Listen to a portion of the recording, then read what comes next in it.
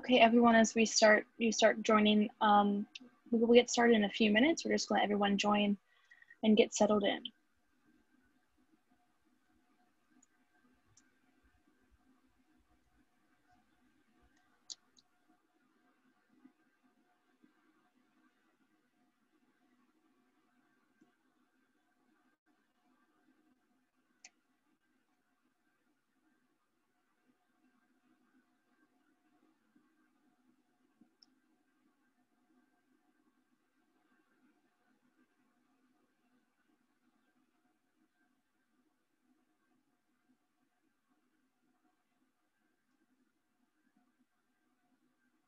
Okay, I'm going to go ahead and get started. Hello, everyone. Thank you for joining this evening and welcome to History Happy Hour, Indy's Evolving Transit. My name is Reagan Steimel and I'm the Education and Engagement Intern at the Indiana Historical Society, and it's great to see you all here tonight. This happy hour is brought to you with support from One America Financial Partners, a national provider in the insurance and financial services marketplace. Here at the Indiana Historical Society, we are Indiana's storyteller, connecting people to the past. We do this by collecting millions upon millions of pieces of paper that tell Indiana's unique stories. We find intriguing and unexpected ways to share and remember the past, whether that be through publications, exhibitions, or events like this. It is through these pieces that we tell diverse, unconventional, and even saucy stories of Indiana, and to inspire a future grounded in our state's uniting values and principles. Before I introduce Jordan, our moderator, here are a few logistical pieces. For this event, Jordan and the three scholars will chat for about 40 minutes, and then we'll open it up to your questions. If you have a question at the end or as we are going along, please drop those in the question and answer section. We'll keep an eye on them and we'll pepper them in during the second half of our program. You've all been muted tonight, but we do want to hear your thoughts. You can add comments to the chat, but make sure to reply to both attendees and panelists so that everyone can see your comments. This program is being recorded. You can watch the replay on our website, indianahistory.org, in the upcoming weeks. If you enjoy this program, please consider coming back for more. You can join us for more History Happy Hours. Next week, September 24th, we're back exploring the history of voting, campaigns, and elections in Indiana and the US. And keep an eye out for more upcoming conversations on cemeteries, Kurt Vonnegut, wedding fashions, and more. You can sign up at indianahistory.org for more virtual offerings in the future. So without further ado, let me introduce you to Jordan Rogers, who is our architectural archivist and coordinator of the Indianapolis Bicentennial Project at the Indiana Historical Society. Thanks, Reagan. I'm going to introduce our speakers. Tonight we have Austin Gibble. He's the project development planner for Indigo and the environmental policy manager for the Purple Line Bus Rapid Transit Project. Austin specializes in addressing complex urban mobility challenges through analysis, project management, and strategic partnerships. Outside of Indigo, Austin sits on the board of directors of the Congress for the New Urbanism Midwest chapter for young professionals in transportation, Indianapolis, and is an advocate for Bike Indianapolis, which is formerly IndyCog. We also have David Klinge with us. David is a historic archaeologist and project manager with ASC Group. His research interests include 17th century frontier development in the Great Lakes in New England, military sites spanning the mid-18th and mid-19th centuries, the use of space and gender relations on 19th century farms across the Midwest, and health and sanitation in 19th century urban environments. David has extensive experience working in urban contexts and served as the principal investigator for archaeology for much of the Purple Line project. And last, we have Leah Konicki with us. Leah is an architectural historian and project manager for ASC Group, an environmental consulting firm. Leah helped document the historic resources along the Purple Line corridor, and as a student of streetcar suburbs that developed in the early 20th century, contributed to the understanding of the transit sites that are the subject of today's presentation. Leah has been involved with corridor projects in Ohio, Kentucky, and Indiana, as well as a variety of other projects. So I want to thank the three of you for joining us tonight, and I want to thank all of our participants for being here. So to start off, this is another one of our history happy hours, and we always like to ask, what are you drinking tonight? And is there an appropriate themed drink for the Purple Line? I'm sticking with water for tonight, unfortunately. Boo, no fun. I'm hoping that someone will replicate what Garfield Brewing did for the Red Line when they had their Red Line Pale Ale, and that was good too. Yeah. I'll echo Austin's notes. Water for me. I'm in my office tonight, but and ditto for me. It's even still. I usually prefer sparkling, but right now all I have is still. Sounds good. So let's start off thinking big picture about Indianapolis transit. If we were to step back in time 100 years, how would people have traveled around the city? And when and how did those things change? well, I'll take a crack at that first. I think if you step back 100 years, it would probably start to look a lot like how people moved around the city now. But if we jump back 120, 140 years, things look quite different. You have to understand, I think the context for the resources we're going to talk about today is a period in American history when we've really gone from an agrarian-based country to an urban-based country. That 1880 to 1920s time period, and I'll get the numbers wrong here. There's a demographer out there who will kick his table when I say this, but something like 80% of America lived on farms in 1880 and 20% lived on farms in 1920. So that switch happens right there. In Indianapolis in 1880, you would probably have people traveling. Streetcars were a part of the Indianapolis streetscape, but they would be pulled by horses. You're just starting to see electrification happen, starting to see that happening. But it would be a lot of pedestrian traffic and a lot of very early and primitive forms of locomotive traffic like that. That starts to change, and Austin probably knows better than us at this point. Right in that 1880s to 1900 time period, we begin to see the birth of electrified interurban and streetcar systems that come in. And the streetcars served and the interurban served as the mass transit system up through the middle of the century before they faded away, eventually supplanted by buses and automobiles as we all know and love today. Mm-hmm. And to add on to that, that system really peaked in about 1920. The streetcar network, we started seeing the advent of trolley buses, which were buses that ran on the overhead wires. The interurban system, which we'll talk about today, had their interurban terminal in downtown, which saw in 1920 about 500 daily trains, in addition to the 200 daily trains out of Indianapolis Union Station. It was a very busy time in terms of the rail transportation, the street surface railway system. And a little fun fact for some of our listeners is the company that operated the streetcars is Indigo today. We are the same company, the Citizen Street Railway Company, the Indianapolis Railways Company. We've just changed names and changed hands, and we were acquired by the city in the 1970s. But overall, we're still the same company, still going to this day. Excellent. And I will add to that this era, about 100 years ago, was when automobile was really taken off. I forget the exact year that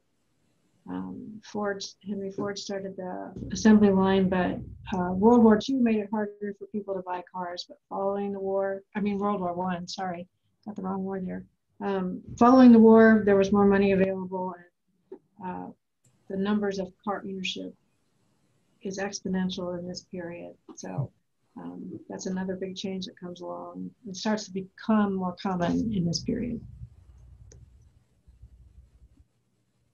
Well, let's talk potholes. Let's just get it out of the way, right? So I think the only thing a lot of us transit nerds like about pothole season is, sometimes when you are looking at different construction projects, you can see a little, line or trolley tracks that have been paved over. So as you started working on the purple line along 38th Street, can you talk a little bit about what you found in that process and how we sort of see this happening every time we do any type of infrastructure project in the downtown area?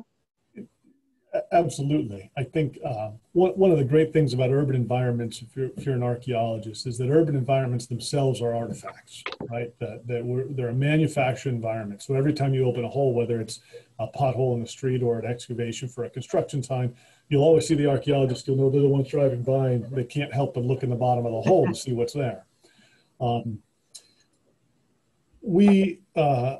to that end, a lot of the things that are popping out of the streets and people have been dealing with for a few years there, as you said, are a number of these remnants of the interurban system and the streetcar system, which for a lot of places in and throughout Indianapolis simply got paved over and incorporated into the streets. So you will see rails, you will see rail segments, you'll see paver segments.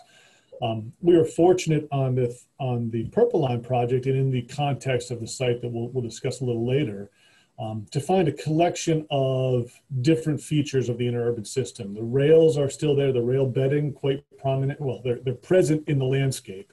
They're not in and of themselves, rails and rail beddings, a particularly informative resource. It's the other elements of the interurban system that we don't still have preserved. We don't have a lot of stations or waiting rooms. We don't have a lot of the overhead electrical architecture, the power generating system. So when we found out at 38th Street, we found a collection of 3 interrelated elements together that we termed the interurban group site. We get pretty excited by our opportunity to really look at something beside just the tracks themselves.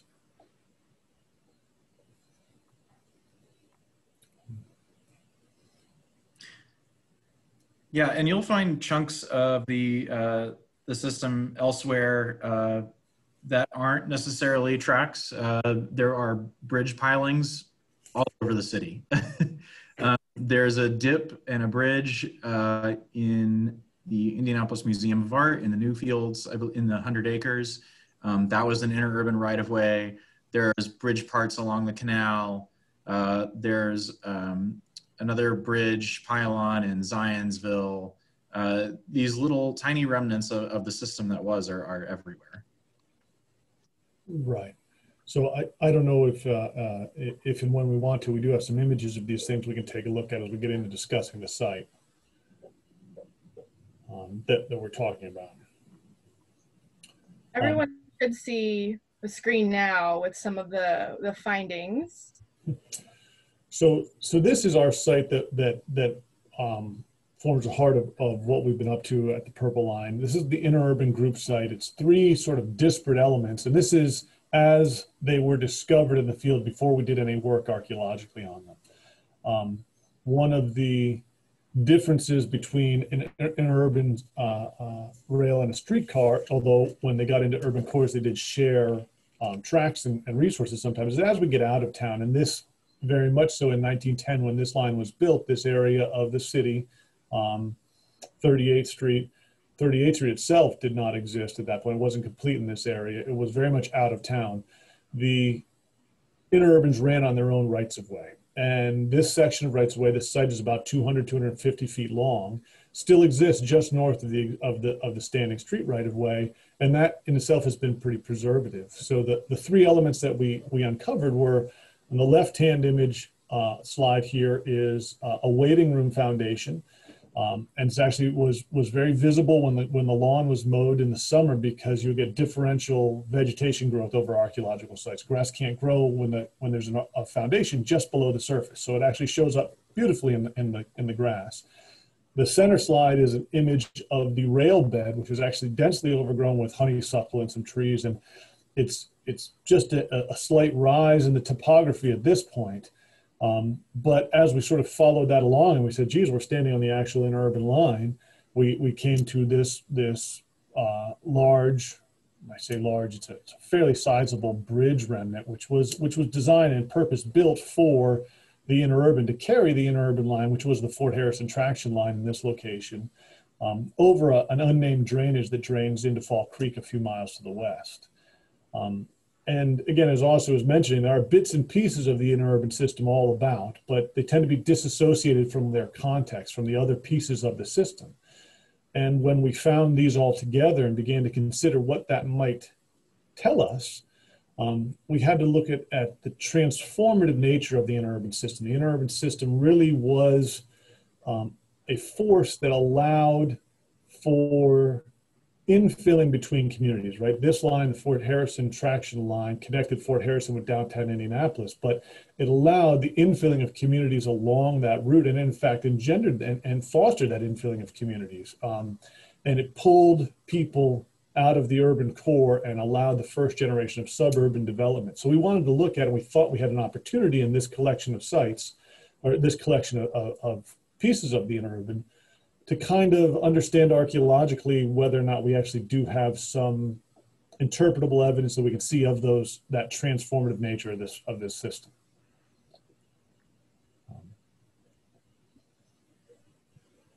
And then that's why we decided these were a particularly significant collection of features. Bethany, can you go to if there's a map in these slides, just so we can sort of orient some of the participants to the location?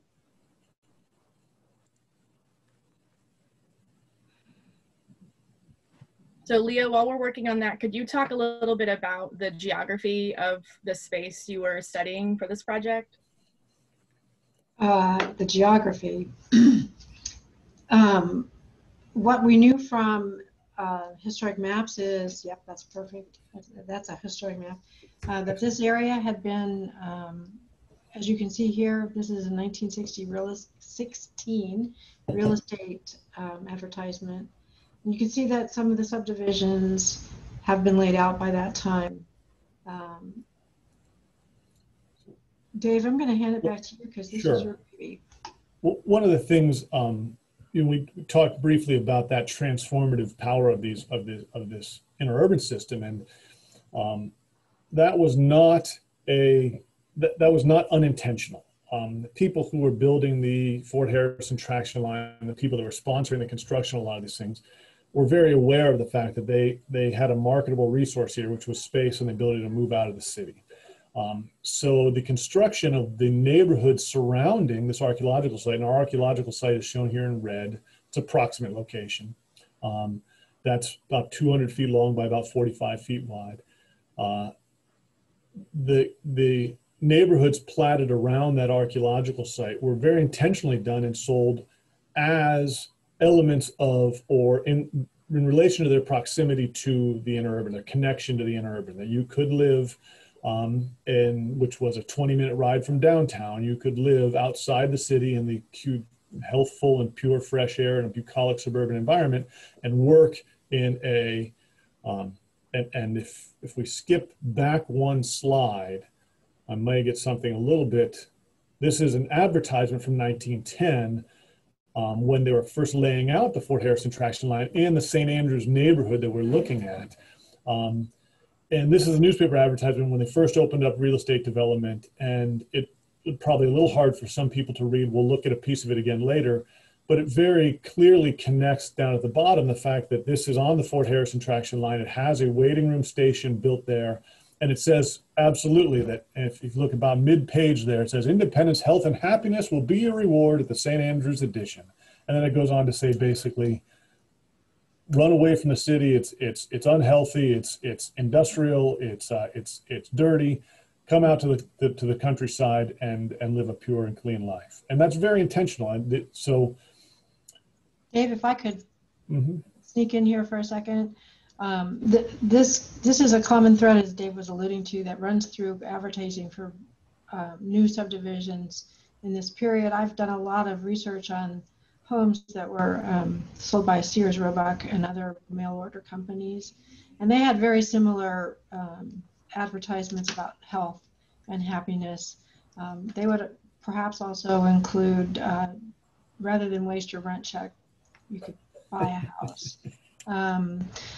I do also just want to note that these subdivisions didn't develop like we think of a subdivision these days, where really in the last, since about the middle of the 20th century, where one developer has the property and is responsible for building up all of the houses and sells the houses. In this period, in the 1920s and before, you bought an individual parcel, it was empty, and then it was up to you to put a house on it.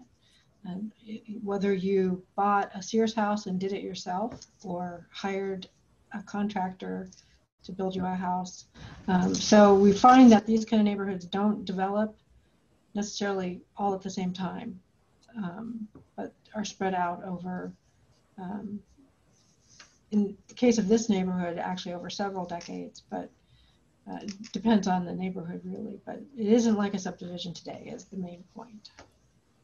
While we're on the topic, if both of you could talk a little bit about how transit affects development and development affected transit at this time, particularly in that 38th Street corridor.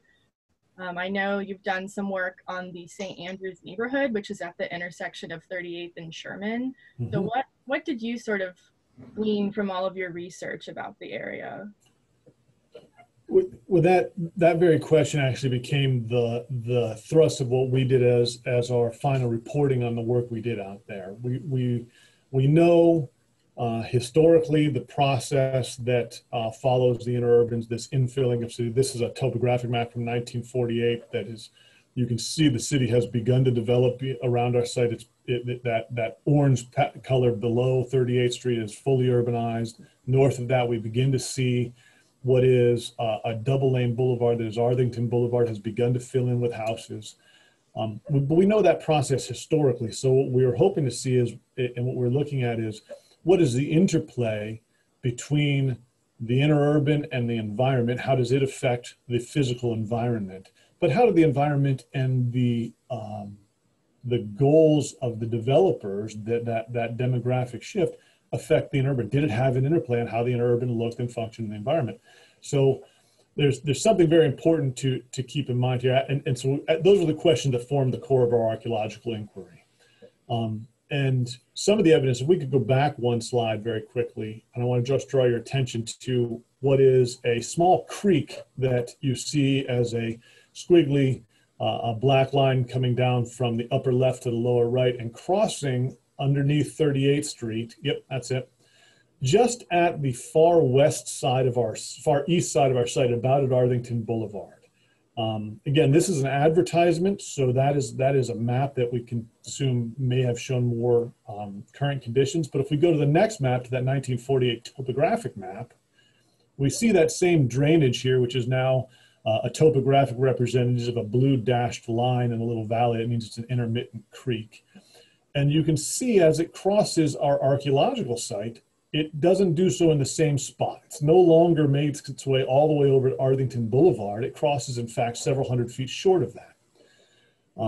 So that was our first clue that we might have an actual physiological change to the environment that we had to look at.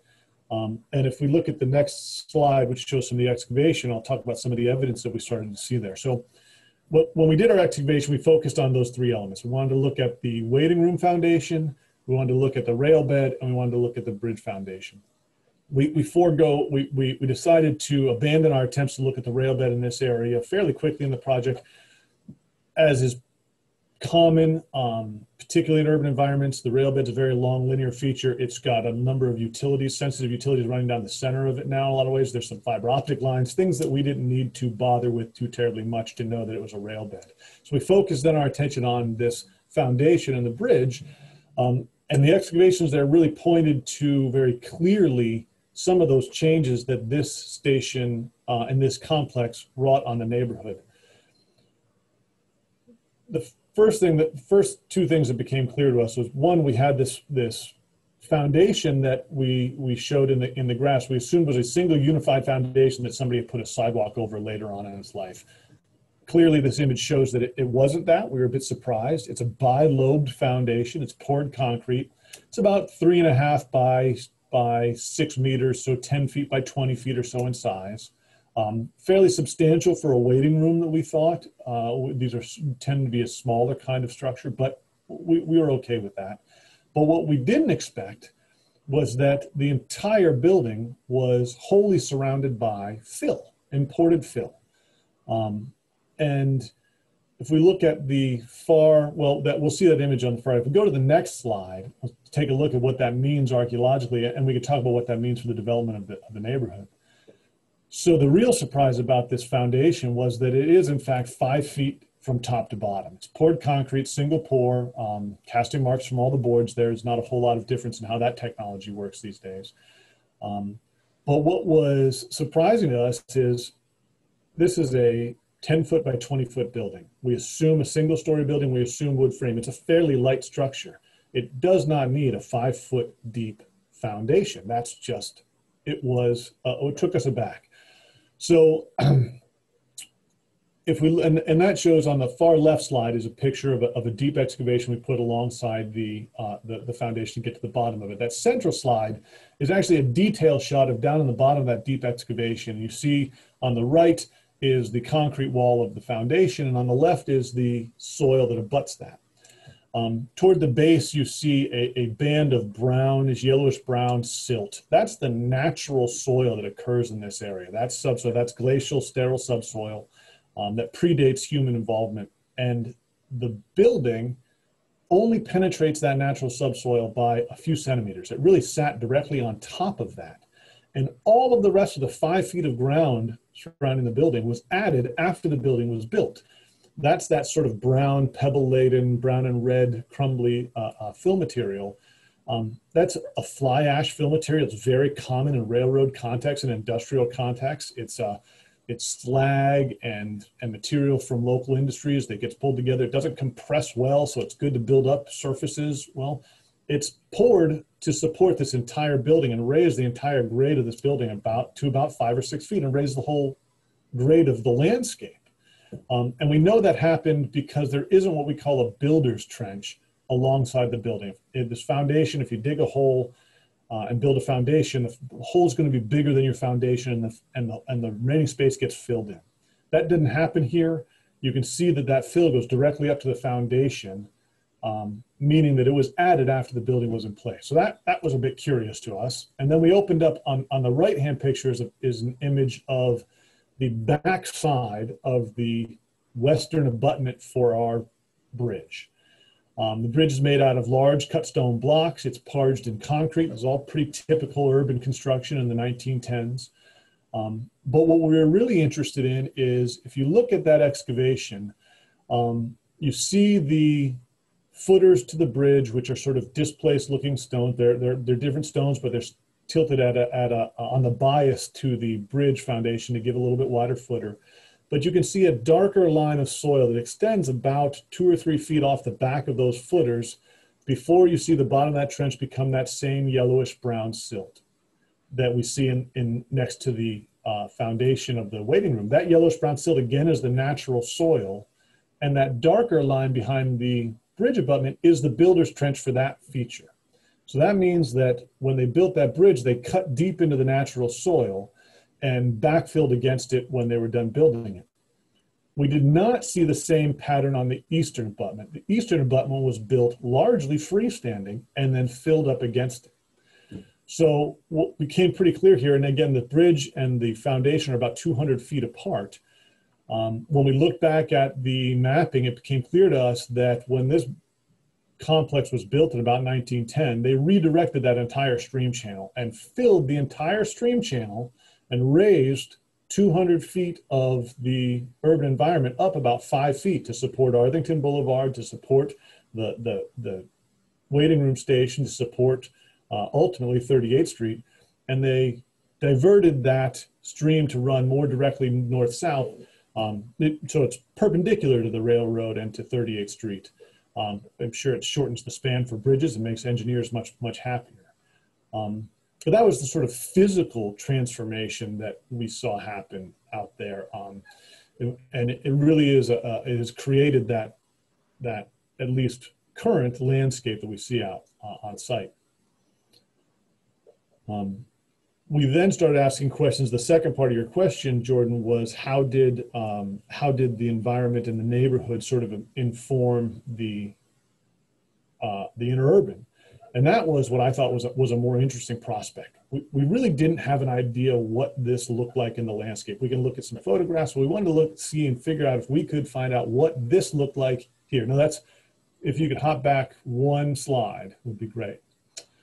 And we wanted to see if we could recreate what this building looked like. We had hoped archaeologically that we'd be able to find hinges and door fragments and window glass and roofing, all the things that we tend to find that tell us what a building looked like. We saw none of that here. Turns out the building stood, we think, maybe into the 1960s. There's some aerial imagery of it that might be the foundation, that might be a roof line of that building, even into the 1970s. But at that time, when we were demolishing buildings, it came up and went away wholesale. It didn't leave a lot of an archaeological footprint behind. So in order to recreate what we could out there, we ended up doing a couple of interesting things. And I give credit to my GIS department, Jeremy Thornburg, who did a really wonderful job for us. But we did a lot of detailed high-resolution photography and photogrammetry. I'm going to get this word wrong. Photogrammetry. Photogrammetry. Thank you. Yeah. We're able to recreate and build a three-dimensional model of the waiting room foundation. And that's what you see, sort of the poor image on the top here is a low resolution version of that model. You could turn it around, flip it upside down, see the excavations. But more importantly, for our purpose, we're able to, with the georeferencing on the imagery equipment, we're able to take that model and insert it into real space. We can take that into a Google Earth, we can make it a KMZ file, we can do it and put it where it really belongs on the current landscape. We can see what was there. So we did that. And then we started to try to hypothesize what our building might look like on top of that, which is what this wireframe model that we started to work on is that interpretation. And we based that interpretation on the next slide. Again, we didn't have any archaeological evidence of what this building looked like, so we had to go look for historic correlates. We were able to find 4 images of 3 different waiting rooms. Now, a waiting room for an interurban line was not a typical station. A lot of the stations were just a platform or a street corner with a bit of a standing platform. But these are 4 contemporary feature, 3 contemporary buildings. The top sanitarium is up in Lafayette at the Wabash Valley Sanitarium. That image, I believe, is from about 1920. The image in the lower left is from Antioch, Indiana, in about 1909. And the Southeastern Park image in the lower right is from the southeastern side of Indianapolis. And interesting about Southeastern Park was that building and that waiting room and that line were purpose-built and sold as an inducement to residential development, just like the St. Andrews station we were looking at. So we took all these things, we sort of looked for commonalities in them, and we projected what our building might look like from them. You know, they all wood clapboard, white trim windows, and these sort of broad overhanging eaves to allow people to stand under out of the sun. So the next slide is our recreation of what that looked like. And it became immediately clear to us that we had something a little bit different than most of these other buildings, right? We have this bi-lobed foundation that gives us this bi-lobed building with this central passageway. And I think what's the most fun to me is that this passageway and this building are really, they're a very intentionally built gateway to that residential neighborhood behind, and they become an interaction for the residents in the neighborhood and the interurban. It's literally a passage opening up from, and if we go back to that original 1910 advertisement, the dirty, grimy work industrial city center where you're living and working. We can see up here. Thank you very much. This is directly from that advertisement in 1910. It says, this addition is ideally located for the suburban home, just 20 minutes ride from the post office, far enough away from the city to be free of all its noise, smoke, and grime.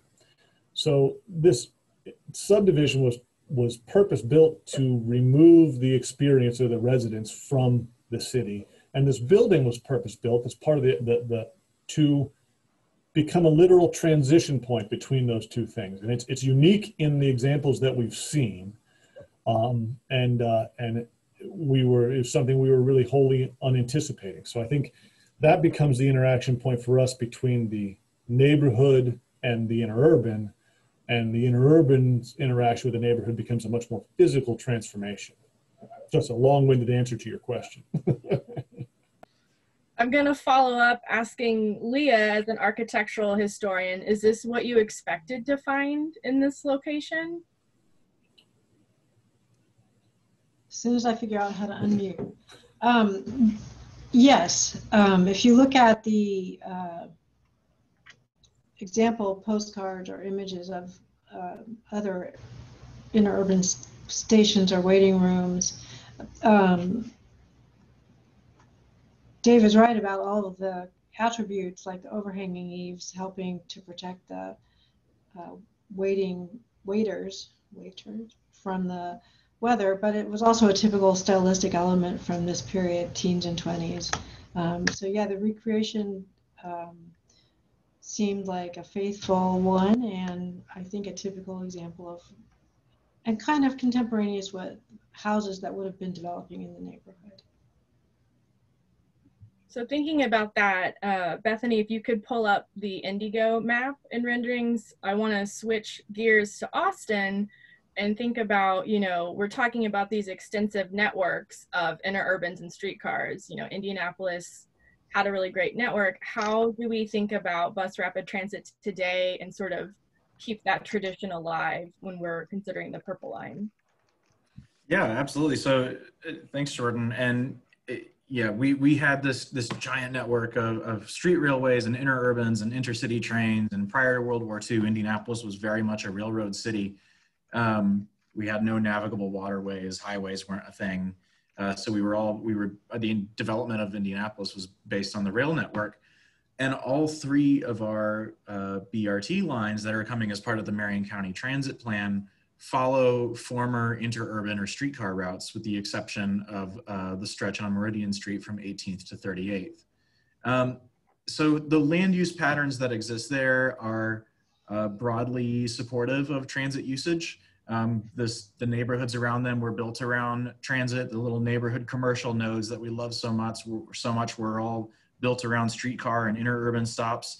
And we're putting a Purple Line station right back where the interurban station used to be at 38th and Arthington. So that we're more or less almost 100 years later, coming full circle and building out the rapid transit system that once was, but now we're just going to do it on rubber tires instead of steel tracks. So what comes next in the bus rapid transit process? How do we get people to ride the rails and increase ridership? Ba-dum-bum.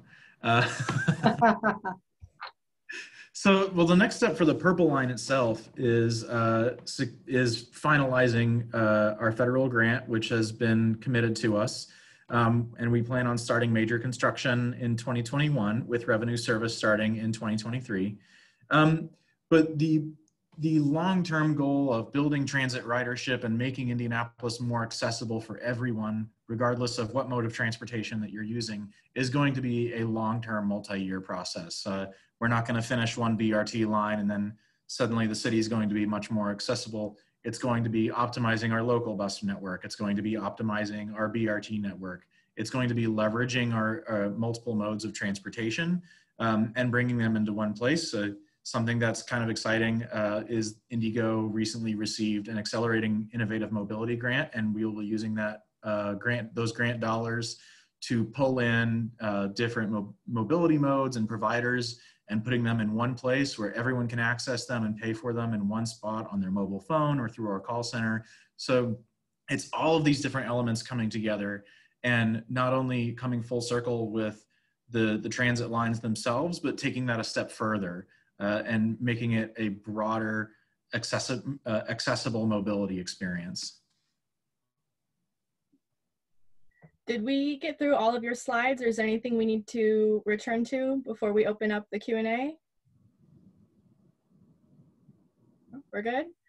All right, we're gonna transition into the audience Q&A, and I'll throw these questions out and whoever wants to answer them, have at it. So first we have one from Owen, who wants to know about automobile companies and if they conspired to force the closing of interurbans and streetcars, or you know, what kind of negative impact did they have on the public transit ecosystem?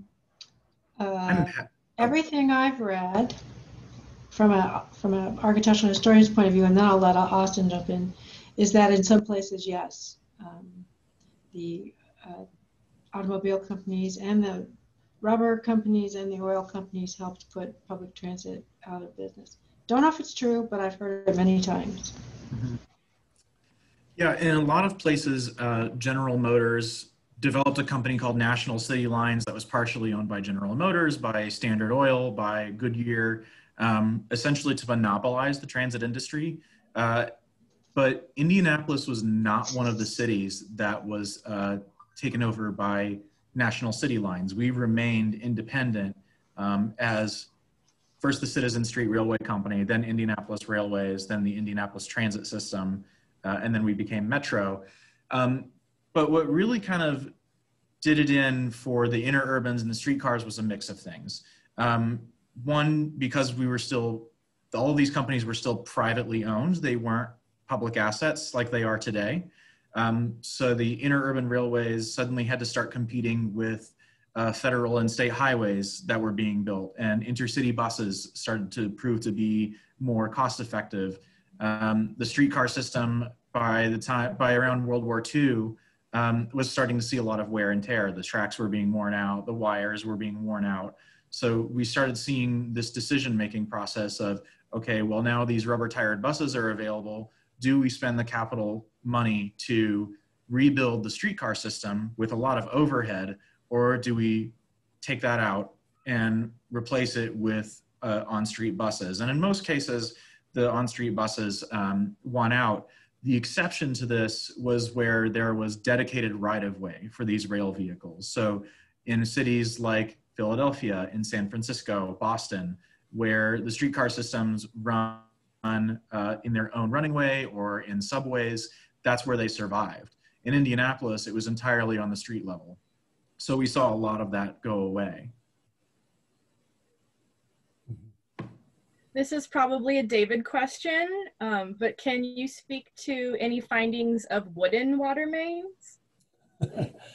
I can't speak to findings of wooden water mains in Indianapolis, only because I haven't found them there. That's not to say they aren't there. For most of the municipal water system history, and probably as you get into more recent cities in the Midwest, there were pretty quickly ceramic and metal piping, but wooden water mains were a very common technology from even back into the 18th century and in some cities, but the 18th and 19th centuries. And in some cases, if they've never been disturbed and have never dried out, or if they've remained wet, they will stay as preserved and as functional as the day they were installed. So, so I haven't seen them in Indiana or Indianapolis. I don't know if there are there, but they are a common feature in a lot of urban cities. Come back when we do the blue line. We'll let you know that the Washington Street corridor is almost 100 years older than 38th Street. So true. Who knows? We'll be back here in a few years doing another panel like this, talking about wooden water mains. So we have a question from Ron, and he would like to know more about the bicycle boom and bust. You know, we've talked about all these other forms of public transit, but could you speak a little bit about what bicycle culture was like here prior to the Model T introduction? I can talk. Yeah, go ahead. I can talk a little bit about it. What I know about bicycles is that they were innovative technology, and they helped start something called the Good Road movement, because prior to wheeled vehicles, roads were cobblestone or corduroy or just mud or gravel, and bicycles couldn't travel on them very easily. So bicyclists were instrumental in this Good Road movement that led to paved roads, which when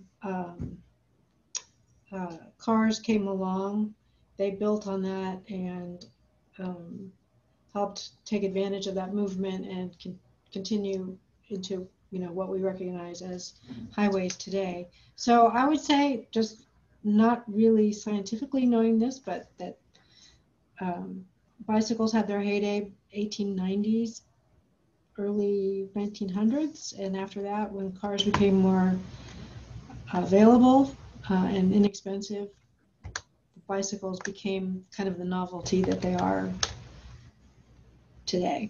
Or not novelty, but recreational, rather than a main system of transportation. Mm-hmm. If I may build on that, Indy did have quite the, and this isn't me speaking from like a professional standpoint, but more or less just me being like a bicycle and advocate nerd. Mm-hmm. But Indianapolis used to have quite the substantial bike culture, if you will. We had the Indianapolis Wheelmen's Association, which was one of the largest bicycling organizations in the United States at the time. We were at the forefront of the Good Roads movement and advocating for streets to be paved so that they were easier to bike on and use as transportation. And we had just the Indianapolis Bicycle Company that produced bicycles all over mass-produced them and put them out all over the world. And actually, I'm blanking on who's doing it. Someone who is in the Indianapolis history community is currently working on a book about the history of bicycling in Indianapolis.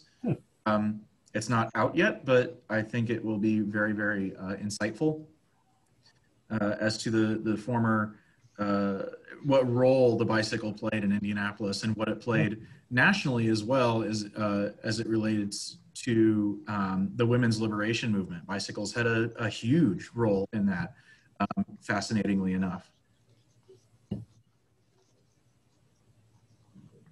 David, did you have anything to add about no, I enjoy these things because even I learn something new every day. Thanks, Leah and Austin. That was great.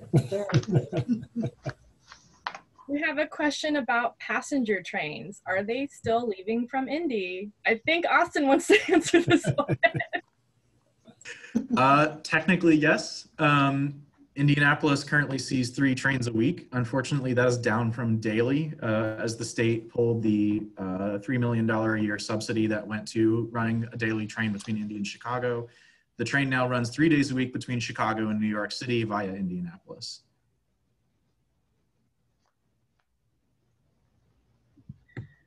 William wants to know about the interurban line as it turned to make its way up to Fort Harrison. Can anyone describe sort of its path or route? Yeah, I can.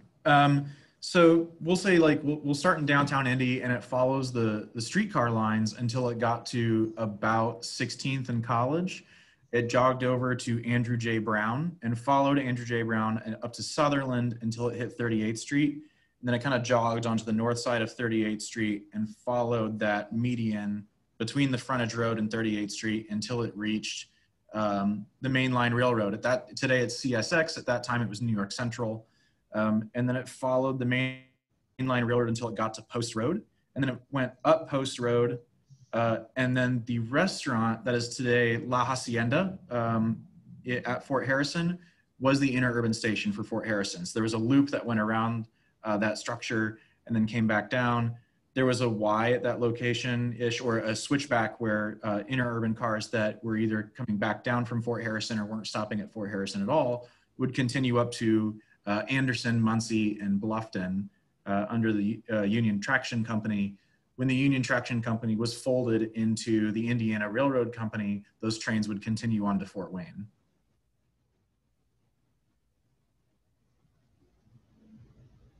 Here's a good question for all 3 of you from Callie.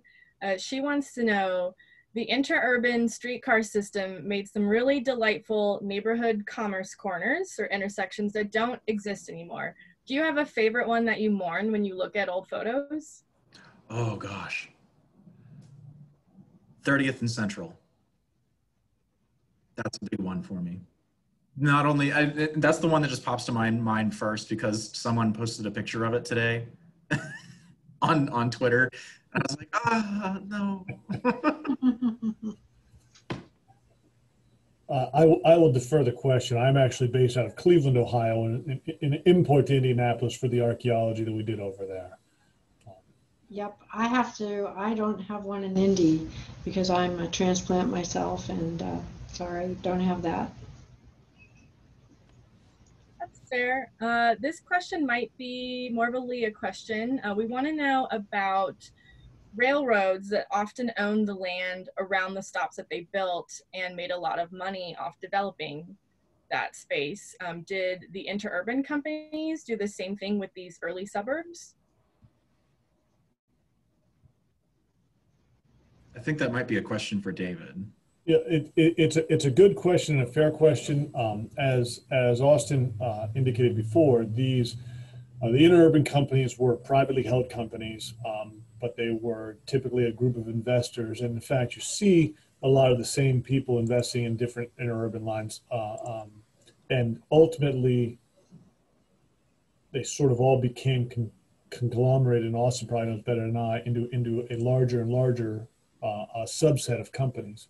I'm not aware of any direct ownership of it. For instance, the Fort Harrison traction line was purpose built as a company to build that line. As we have seen historically, there's absolutely with the intention of infilling the space in between. At least there are developers who are waiting for that to happen.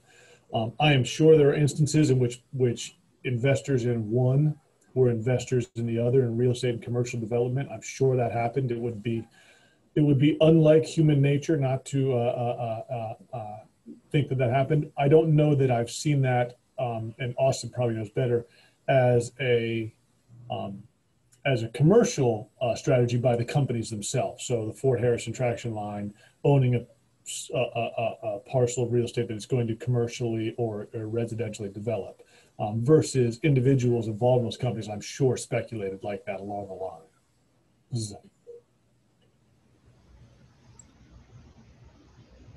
So I'm curious, what happens next for this project? Will you all be publishing your findings in an accessible place for the public if they want to learn more? That's a great question.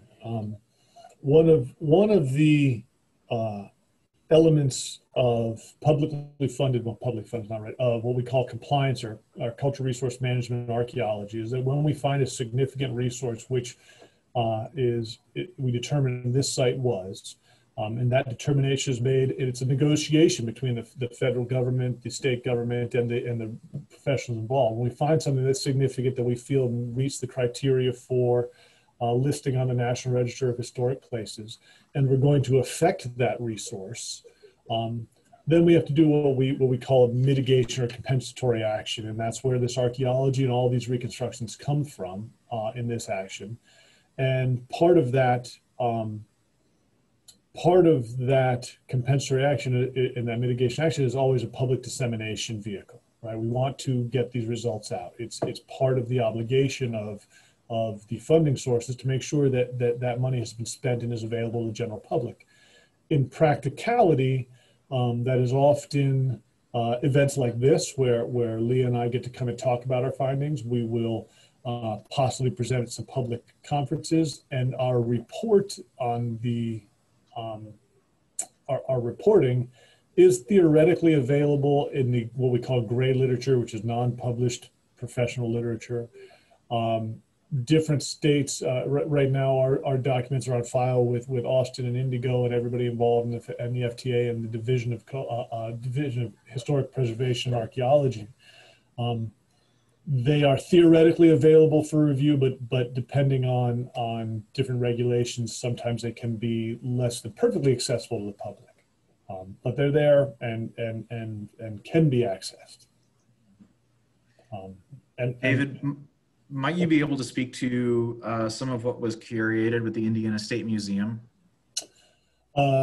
Absolutely. And I'd love to tell you that we were curating everything and all these great detailed artifacts of this investigation. But one of the fun things about this investigation for me is, as an archaeologist, we look at what are the broken remnants of behaviors, right? We look at broken pots, we look at broken dishes, we look at food waste and torn down buildings. In this instance, and as a part of going back to what I said, those compensatory actions for affecting significant sites, we tend to curate the collections, the artifacts that we found, in a facility that will hold them indefinitely for future research. In Indiana, it tends to be the Indiana State Museum as a repository there. That keeps those collections available. I'm an archaeologist, and I make judgments X, Y, and Z about a collection, but I'm certainly not the last word in that collection. I would love to see people come back 10 years, 20 years from now with new information, new background, and look at that collection again and have it available to them. So that's where those things tend to live. In this instance, we really didn't have an artifact record to look at. The ground was very free of artifacts. We're looking at large scale, broad artifacts, which are the features themselves, the bridge, the soils, the trenches, the foundations. So there is an artifact record of some minor amount out of this that were associated with the soils around. It's not tremendous. Mostly what we're curating and keeping available for future researchers is all that information on the formation processes out there, the materials involved in the construction of the buildings. We took some samples of the concrete. We took samples of some of the conduit around. And those are gone, but it's the data and the information, it's the reporting, it's the photographs, it's the reconstructions, it's the historic information which we also do curate at the museum, and it will be there for future consideration. That's great to know. So unfortunately, we are all out of time. I want to thank our three speakers for joining us tonight, and I want to thank all of you for logging in. There's a few questions we didn't get to, so feel free to contact one of us via the email you'll receive tomorrow. So just to wrap up, how does this relate to what we're doing here at the Indiana Historical Society? We have the Indigo collection. It's called the Indianapolis Transit Company's papers. So it's all these different privately operated public transit companies that come in and out through our history. They merge, they buy each other out. Eventually you get to Metro, which then becomes Indigo. So we have all this great stuff. You can go to the next slide. This collection includes materials such as transit routes, reports, statistics, property titles, and photographs. We process this for the Indianapolis Bicentennial Collecting Initiative. These are two images from my favorite document in this collection, which is about a 50-year map study showing streetcar routes changing and expanding over about the 1860s to the 1920s, and it's great. So on top of the archival collection, we also have a selection of the materials on our digital collection. About 100 images are available. You will notice that our digital collection got a bit of a makeover. So this is a screenshot of what the page looks like now. So you go there to check out the Indigo digital collection as part of the Indianapolis Bicentennial Collection, and that link on the slide you'll get in your email, and the full collection guide will be available shortly. So please join us for our Indianapolis Bicentennial exhibit, which opens to the public tomorrow. Feel free to purchase advance admission tickets from our website. But all of these new collections were part of this upcoming exhibit that I'm really excited to share with all of you. And if you like this program and want to explore other Indianapolis related programs, check out our upcoming redlining program series and much more on our website. I'll pass it back to Reagan. Thank you, Jordan, and thank you, Leah, David, and Austin for a very fascinating History Happy Hour. So again, next week, September 24th, we're back exploring the history of voting, campaigns, and elections in Indiana and the US. So keep an eye out for that and more upcoming conversations about cemeteries, Kurt Vonnegut, wedding fashions, and more. We're in the middle of celebrating Indianapolis' 200th birthday, like Jordan mentioned. And there are a lot of ways you can explore more about the history of the Circle City with IHS during this period. So again, tomorrow we have the opening of our latest You Are There, Indy Celebrates, and you can buy tickets online. And also test your knowledge of all things Indy at our Indy Turns 200 Trivia Night, and that is on Tuesday, September 22nd.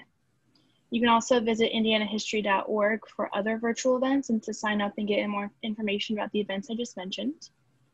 If you missed your chance to donate or you would like to make a further gift to support the Indiana Historical Society, you can visit indianahistory.org/virtual-resources/donate.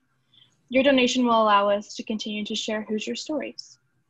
You'll get an email from us tomorrow morning with a survey included. It will take about 1 minute, and we would love to hear what your thoughts were about this program and how we can make future programs like this better.